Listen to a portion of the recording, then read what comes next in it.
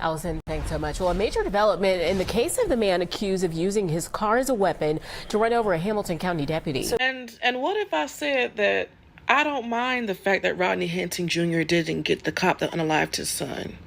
In fact, I prefer it this way. Then what? Unaliving the cop that unalived his son would have been the easy way out for that cop.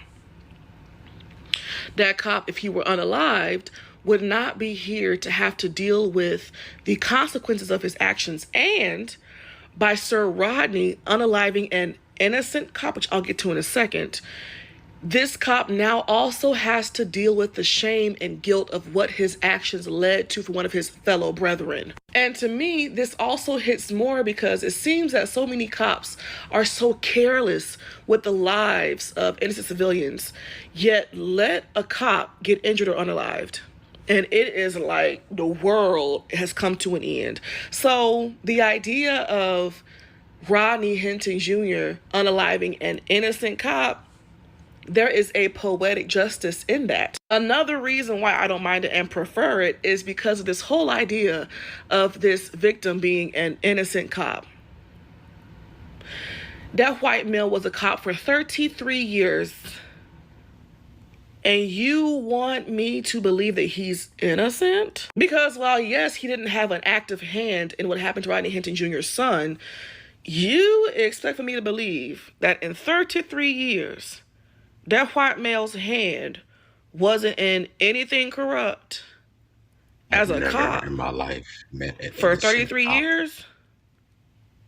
Oh, okay. Yeah, he might have been innocent in that situation, but I highly doubt that that white male was innocent altogether. Not buying it, and it ain't for sale. And the last reason why I don't mind it and in fact prefer it is because to me, this is justice for the countless times that cops' mistakes have led to someone being unalived. Amber Geiger mistook Botham Jean's apartment for her own and unalived him in point-blank range, and in response only got 10 years. Breonna Taylor was mistakenly unalived by cops, and of the 3 cops involved in it, 2 got reassigned and got to retire, and only 1 was found guilty.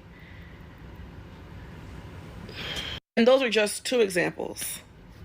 2. There are countless more.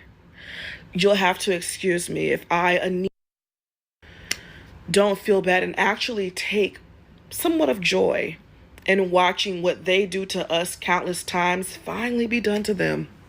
So if you're looking for someone to feel remorse or to feel bad about what's happened to this innocent cop, don't look over here, because you ain't gonna find it. Prosecutors have now agreed that Rodney Hinton Jr. has a serious mental health illness. That now opens the door for the possibility that Hinton will not be facing the death penalty after all. WLWT News 5's Brian Hamrick was in the courtroom for us today and has more from that hearing. Hi, Brian.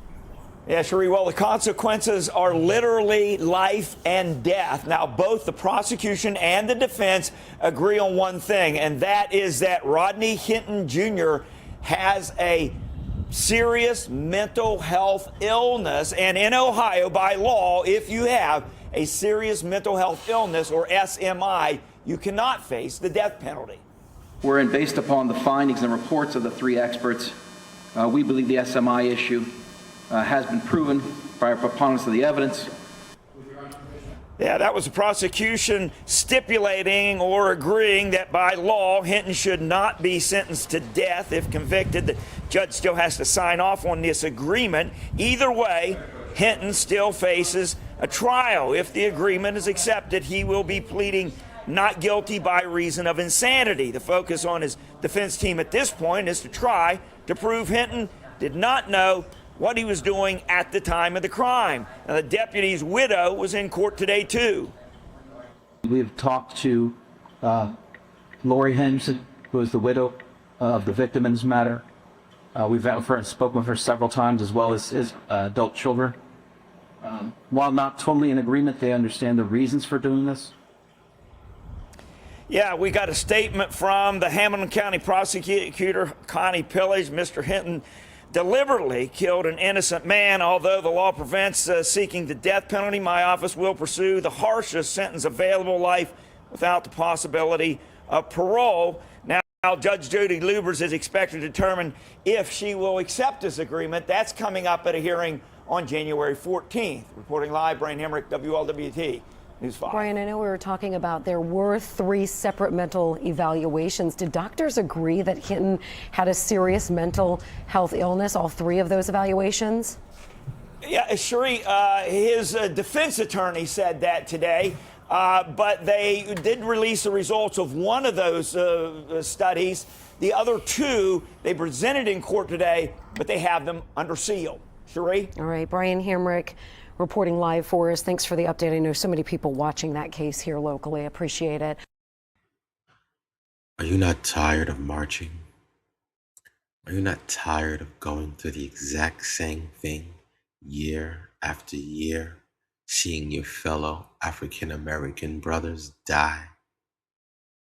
Are you not tired of living how Martin Luther King lived? They beat him and others down in the black community so much. Then they got fed up and just killed him.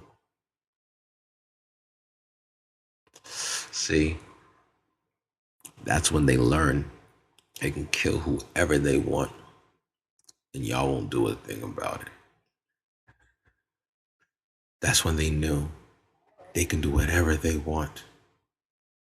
So I ask you, when is enough enough? When is justice actually going to be justice instead of something they made up to suit their needs? Sometimes justice is what you take in your own hands. Sometimes justice is not what it looks like to you, but what it feels like inside. Justice is to pay back the wrong that was done to that individual. How can society say that this is justice, that this is the payback for the sorrow and the pain that you feel? Why are black lives so nonchalantly thrown away after murder or death? Oh, oops, sorry, this person died. Nobody cares. Can anything be done? Or are we all just going to sit around waiting for them to save us? The blood is on their hands, but we're the one paying the price. When are we actually going to be the race, stand up and fight? This is the question you must ask yourself as we pray for Rodney. And you know what crossed my mind this morning? Rodney Hinton JR. For those of you who don't remember, Rodney Hinton JR was the guy we was all talking about in February because he used the car and, used the police officer as a speed bump after a different, totally, completely different police officer pew-pewed his son. Right? He been on my mind heavy this morning because I'm like, dang, we haven't talked about him. And the way those officers was treating him when they showed him in court, we need to make sure that man okay, because we haven't heard from him. Now, I did go ahead and do some research and seen that he has a trial date for October. However, we ain't heard, seen, we need proof of life. Well, where he at? Anybody heard from him? Family members speak, somebody tell us, make sure he good. Yeah, we need to make sure he good because he gave us Daddy's little girl. Daddy's little girl at the end when he had rammed into that car and really went crazy on that man. That's what he gave us, and he our uncle. He's our uncle. So anybody know Unc? Check on Unc. Make sure Unc okay. I've cried so many tears for this man today. So many tears. But as many tears as I've cried for this man, and as sad as the situation is, he gives me hope. He gives me hope in Black America. He gives me hope in being a Black mama. I aspire to have half as much heart as him when it comes to my kids. That's just period. I don't give a damn it wasn't the same officer. Please don't write that in my comments. I don't give a fuck, honestly. This has been happening to Black people since the inception of America. You see the way they packed out that courtroom, though? They felt that shit. That's what matters. And another thing that gave me hope in Black America was the Black officers in the courtroom. It was a very unspoken solidarity. And not with their motherfucking colleagues, especially not the one that walked him out. I promise that lady told him to put his head up. I promise you. You can literally see her mouth something, his head is down, and then he puts his head up. And you can see he even like pulls himself together like, let me be strong. Yeah. Chest out, chin up. Happening today, the man accused of intentionally hitting and killing a Hamilton County deputy with his car is back in court. We're going to learn more about Rodney Hinton Jr.'s efforts to plead not guilty by reason of insanity. Now, the judge in the case must decide whether Hinton has a serious mental illness that significantly affected his decisions at the time that he is accused of killing Deputy Larry Henderson. This would allow him to avoid the death penalty if he is convicted.